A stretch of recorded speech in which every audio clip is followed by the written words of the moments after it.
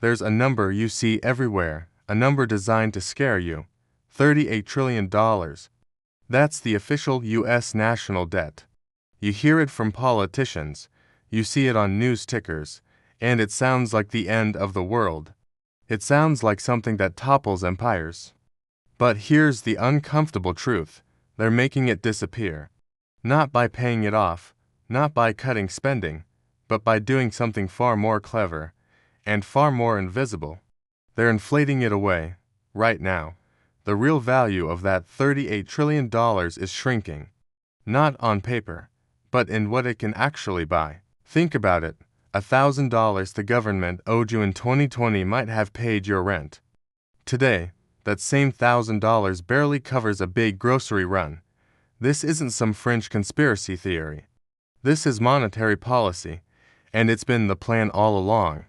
Let's get one thing straight. The United States will never, ever pay off its national debt. Not in your lifetime, not in your grandkids' lifetime.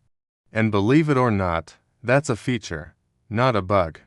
We tend to think of the national debt like a personal credit card bill we need to zero out. But that's not how it works for a country. Countries don't pay off debt, they manage it. They roll it over, refinance it, and let it grow alongside the economy. As long as the economy grows faster than the debt, everything is fine. But what happens when it doesn't? What happens when the interest payments alone are bigger than your entire defense budget? You have two choices. Option 1, default. Announce you can't pay, destroy your credibility, and watch your currency collapse. Not a great look. Option 2, change the value of the money itself. Guess which one we're doing? To understand this, you need to know what government debt actually is. When the government borrows, it sells treasury bonds. You buy a bond for $1,000, and they promise to pay you back that $1,000 plus interest in 10 years. Simple, safe, secure. But here's the crucial detail everyone misses. That $1,000 you get back in 10 years is not the same $1,000 you gave them.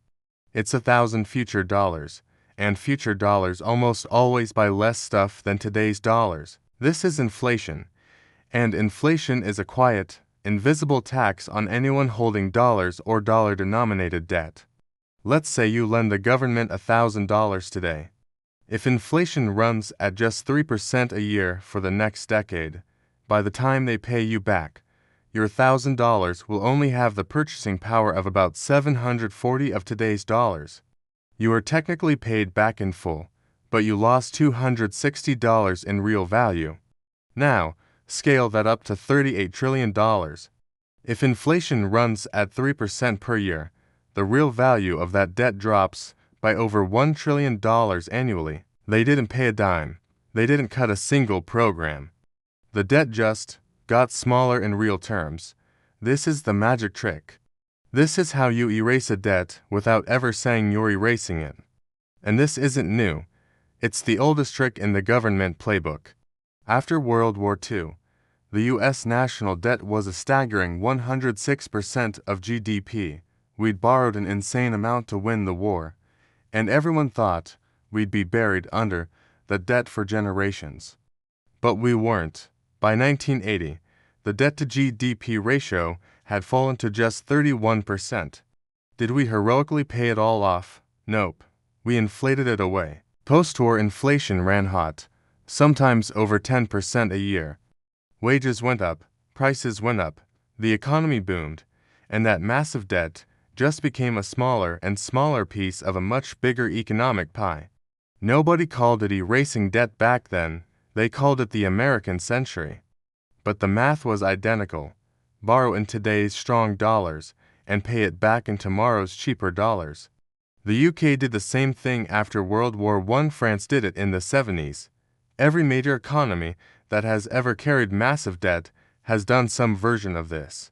The alternative is defaulting, and that's political suicide. So how is this happening right now? It's simpler and maybe a little more sinister than you'd think. Step 1. The Federal Reserve creates money, not by printing physical cash, but by digitally creating dollars out of thin air to buy bonds and support the banking system. More dollars chasing the same amount of goods means each dollar is worth a little less. That's inflation. Step 2. Inflation runs hotter than the interest rate on government debt. If the government is paying 3% interest on its bonds, but inflation is running at 4%, the real interest rate is negative. The government is essentially getting paid to borrow money. And you, the person holding the bond, are losing purchasing power. Step 3. The government keeps borrowing, and why wouldn't they?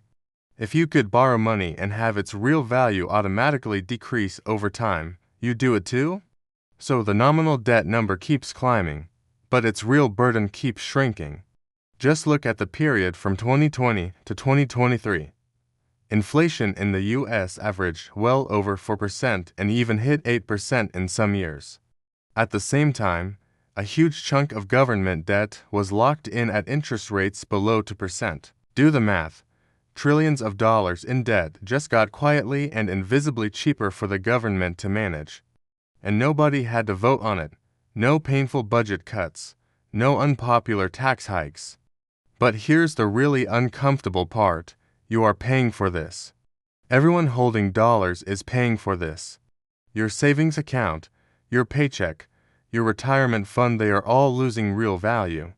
The government's debt burden is being silently transferred onto you through the slow, steady erosion of your purchasing power. It's a stealth tax, and it's a tax that hits lower and middle-income people the hardest, since they hold more of their wealth in cash. The wealthy own asset stocks, real estate, art that tend to inflate in value right along with everything else. Now, before you start building a bunker and stockpiling canned goods, let's separate the hype from reality. Some people will scream that this is the road to hyperinflation, pointing to places like Weimar Germany or Venezuela. They'll say the dollar is collapsing. That's not what's happening. At least not yet. Hyperinflation occurs when people completely lose faith in a currency. We are nowhere near that. The US dollar is still the world's reserve currency. What we're actually seeing is a more subtle process called financial repression. The government and the central bank work to keep interest rates artificially low while letting inflation run a bit hot.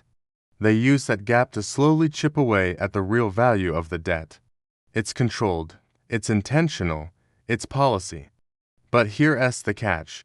This trick only works as long as people do and fully catch on. The moment that investors and bond holders realize they're consistently losing money, they'll demand much higher interest rates to compensate for the inflation risk.